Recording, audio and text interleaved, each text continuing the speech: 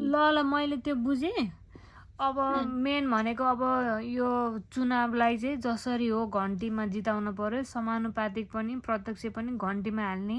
बोधनारायण दाईलाई आफ्नो छिमेकी दाई चाहिँ संसद भएर बोल्दाखेरि आफ्नो छिमेकी दाई भोलि मन्त्री हुन सक्नुहुन्छ। उहाँले गर्नुभएको गाउँमा त्यत्रो योगदान, त्यत्रो सहयोग, पानीको कति दुःख थियो। म कति तल गएर भारी बोकेर पानी ल्याउनु पर्छ सबलाई। अनि घर घरमा पानी ल्याउनु भयो। टोयलेटको केही फेसिलिटी थिएन, घर घरमा टोयलेट बनाइदिनु भयो। दाइले गर्नुभएको काम त कहिले बिर्सिनुहुन्न नि। जब दाई आउने भनेपछि गाउँ कति चिटिक्क हुन्थ्यो, मान्छेलाई सरसफाइको ज्ञान उहाँले दिनुभयो।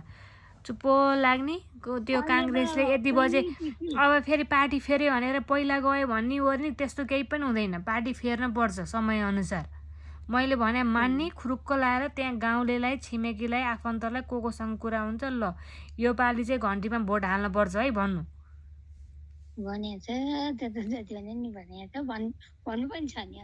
घन्टीमा भोट हाल्ने कि नहाल्ने भन्नु त। मलाई भने मलाई चाहिँ के भनेको